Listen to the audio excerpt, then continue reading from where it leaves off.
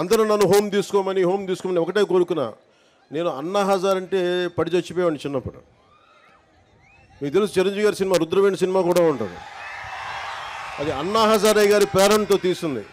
అంటే ఒక సర్పంచ్ ఎంత బలవంతుడంటే ఎక్కడో మిలిటరీలో పనిచేసి రేలేగావ్ సిద్ధి, మహారాష్ట్రలో రేలేగావ్ సిద్ధి అనే గ్రామానికి వచ్చి అక్కడున్న పరిస్థితులు చూసి అందరూ మద్యానికి బానిసై అన్ని మనకి కనీసం నీటి సౌకర్యాలు పొలాలు ఎండిపోతూ ఉంటే గ్రామానికి అభివృద్ధి నోచుకోపోతుంటే ఆయన ముందుకొచ్చి ఆయన సర్పంచ్గా అయ్యి ఆయన ప్రారంభించింది వాళ్ళ రేలేగావ్ సిద్ధిగే కాదు, మొత్తం దేశాన్నే కదిలించాడు. ఒక సర్పంచ్ కదిలించాడు. అది కూర్చోబెట్టి లోక్పాల్ బిల్లు కానీ, ఈ రోజున సమాచార హక్కు చట్టం కానీ, ఇవన్నీ ఆయన నాయకత్వంలో జరిగినాయి. అంటే ఒక సర్పంచ్ తలుచుకుంటే దేశాన్ని కదిలించగలిగే శక్తి ఉందనేది మన గ్రామాలు చూపించినాయి.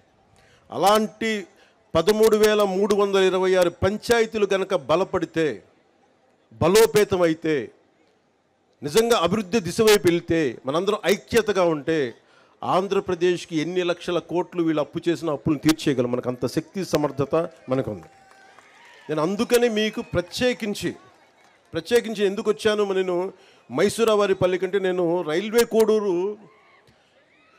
ఇది ఉద్యాన పంటలకి సంబంధించిన ఇది రాజధాని. ఇది